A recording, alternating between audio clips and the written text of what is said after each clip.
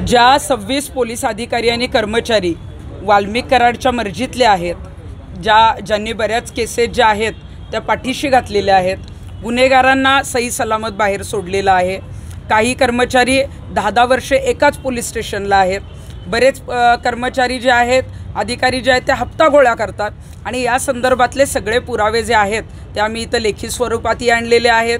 जे काही video photos आहेत ते सुद्धा पेनड्राईव्हमध्ये आणलेले आहेत. आता आम्ही पोलीस अधीक्षक कार्यालयात आलो आहे, पण ज्यांनी आम्हाला अपर पोलीस अधीक्षक संजय पांडकर यांनी बोलवलं आहे ते अधिकारीच इथं उपस्थित नाही आहेत. म्हणजे यांना गांभीर्यच नाही आहे. अजून एवढी संतोष देशमुखांची हत्या झाली म्हणजे वाल्मिक कराडच्या विरोधातले पुरावे इतके जर तिथं आलेत पोलिसांचे, म्हणजे पोलीस नेमके करतात का? आम्हाला बोलवलं आहे, आता सांगतायत की साहेब बाहेर गेलेत. कदाचित एखादी मोठी केस किंवा काम असू शकतं, पण तुम्ही आम्हाला जेव्हा बोलवलं आहे, जेव्हा हे गांभीर्यानं घेतलं पाहिजे. म्हणजे मला वाटतं की पोलीस अजूनही वाल्मिक कराड आणि त्याच्या मर्जीतल्या पोलीस अधिकारी आणि कर्मचाऱ्यांना पाठीशीच घालण्याचं काम करतायत. कारण आता जेव्हा आम्ही पुरावे घेऊन आलो आहे त्यांनी ते घेतले पाहिजेत.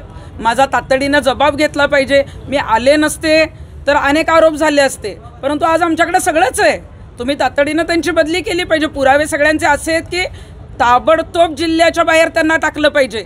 आणि माझी तर आता मुख्यमंत्री, गृहमंत्री आणि या जिल्ह्याचे पालकमंत्री अजितदादा पवार आहेत, त्यांना सांगणं आहे की आता अधिवेशन चालू आहे 27 तारखेपर्यंत, तोपर्यंत तर यांना जिल्ह्यातनं बाहेर काढून यांना निलंबितही केलं पाहिजे. तर बीडमधील गुंडाराज रोखू शकतो.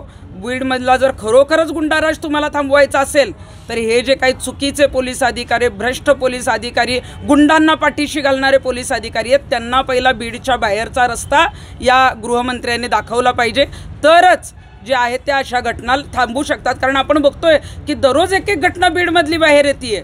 एवढं सगळं होऊन सुद्धा कायदा सुव्यवस्थेचा प्रश्न जो आहे तो बीड जिल्ह्यामध्ये ऐरणीवर आहे. आणि म्हणूनच तातडीनं या पोलीस अधिकाऱ्यांवर कारवाई झाली पाहिजे. पुरावे आणलेत, गोपनीय चौकशी 24 तासाच्या आत करा. आम्ही जे काही पुरावे दिलेत ना ते सत्य आहेत का काय आहे सगळी गोपनीय चौकशी करा. आम्ही जे पुरावे आणलेत ते एवढे व्यवस्थित आणलेले आहेत की ताबडतोब या अधिकाऱ्यांवर कारवाई होऊ शकते.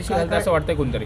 हो सर, मला असं वाटतंय की नवनीत कावत हे जे पोलीस अधीक्षक आले तेव्हापासून निश्चितच चांगलं काम चालू आहे. परंतु अजून असे अधिकारी आहेत की जे जुनेच अधिकारी आहेत इथं, जे वाल्मिक कराडच्या कदाचित आत्ताही त्यांच्या टोळीशी संपर्कात आहेत आणि म्हणूनच आत्ताही पाठीशी घालण्याचं काम जे आहे ते केलं जातं आहे. कारण पालकमंत्रीसुद्धा धनंजय मुंडे जरी नसले तरी राष्ट्रवादी पक्षाकडेच ते पालकमंत्रीपद राहिलं आहे. मग अजितदादा तर कुठं दिसत नाही आहेत. अजितदादा दरवेळी म्हणतात की खूप चांगल्या पद्धतीचं ते काम करतात, स्पष्ट वक्ते, दररोज एक एक घटना बाहेर येते. दादा त्या बाबतीत काहीच बोलत नाहीत. मग दादा नेमकं पालकमंत्री चालवतायत का त्यांच्या आडून धनंजय मुंडेच अजूनही पालकमंत्रीपद बघतायत? कारण ज्या पद्धतीनं आष्टीची घटना पुढे आलेली आहे, ती खोक्या भोसलेची घटना पुढे आलेली आहे, सगळ्या मारहाणीच्या घटना आहेत. काल नागरगोजे नावाच्या शिक्षकाची जी आहे ती आत्महत्या झालेली आहे. आणि वेगवेगळ्या लोकप्रतिनिधींचे सुद्धा कार्यकर्ते जे आहेत ते मारहाण करतानाचे व्हिडिओ बाहेर येत आहेत. मग पालकमंत्री करतायत काय? मग पालकमंत्री बदलून काही बदल झाला आहे का? फरक झाला आहे का? जर झाला नसेल, जर गुंडाराज इथला थांबवता येत नसेल तर मग अधिवेशनामध्ये मला वाटतं अधिवेशन हे इतकं महत्त्वाचं आहे की तिथे राज्यातले सगळे आमदार, मंत्री तिथं उपस्थित असतात आणि त्याच वेळेला इथले निर्णय होणं गरजेचं आहे. पण कुणीही घेताना दिसत नाही. या दूषित वातावरणाला जबाबदार कोण आहे? राज्याचे गृहमंत्री या सगळ्या प्रकाराकडे दुर्लक्ष करतायत, त्यांचं लक्ष नाही बीड जिल्ह्याकडे. सगळ्यात महत्त्वाचं तर राज्याचे मुख्यमंत्री खूप चांगल्या पद्धतीनं काम करतात असं आम्ही आधीपणही सांगत होतो.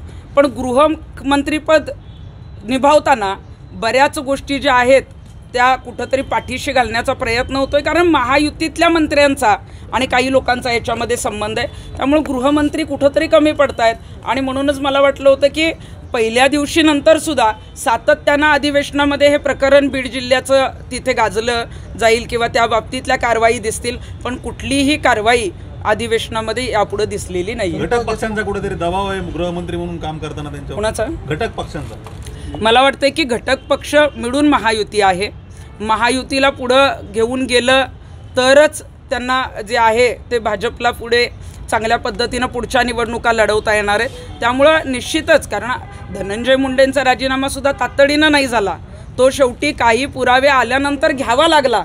घटक पक्षांचा निश्चितच दबाव आहे. मला तर वाटतं अजितदादा पवारांचाच दबाव होता, म्हणूनच धनंजय मुंडेंचा राजीनामा झाला नव्हता. सत्ता टिकवण्याच्या नादात हे सगळ्या घटना आता पाठीशी घालण्याचं काम करावं लागते. हो का नाही, ह्या घटना पाठीशी घालण्याचं तर काम होतंयच, परंतु राज्यात एवढं वातावरण दूषित झालंय बीड जिल्ह्याच्या या प्रकरणांमुळं, तुम्ही अजिबात सिरियस नाही.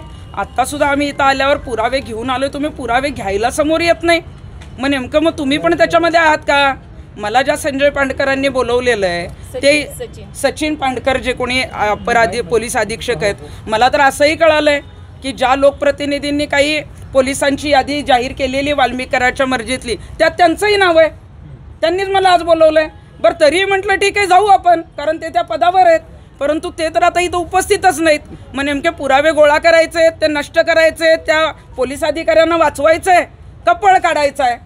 मला नेमकं काहीच कळत नाही. तुम्ही आम्हाला बोलवताय, आम्ही जबाब देतोय आणि तुम्ही काहीच करत नाही. केलं गेलंय ते मला वाटतं ही पूर्णपणे पोलिसांची चूक आहे. मी आज जी काही 26 जणांची यादी आणलेली आहे त्यात एक कर्मचारी जो आहे तो चिंचोली बीटचा बाळासाहेब बांगर आहे, आणि जेव्हा संतोष देशमुखांची हत्या झाली ती चिंचोली बीटमध्ये झाली, त्यामुळे बीट प्रमुख हा महत्त्वाचा असतो. मग बीट प्रमुख आरोपींना पळून जाण्याला मदत करत होता. आरोपी अजूनही सापडत नाहीत, पण अजूनही बीट प्रमुखाला साधं निलंबित सुद्धा केलेलं नाही. तो काय कुठला वरिष्ठ अधिकारी नाही आहे, पण साध्या बीट प्रमुखाला तुम्ही पाठीशी घालताय. मग या अधिकाऱ्यांना तुम्ही कधी निलंबित करणार? मला वाटतं की अजूनही धनंजय मुंडे असतील किंवा अजितदादा असतील किंवा या सगळ्यांची जी काही गुंडागर्दी आहे ही चाललेली आहे, अजूनही पाठीशी घालण्याचं काम चाललंय.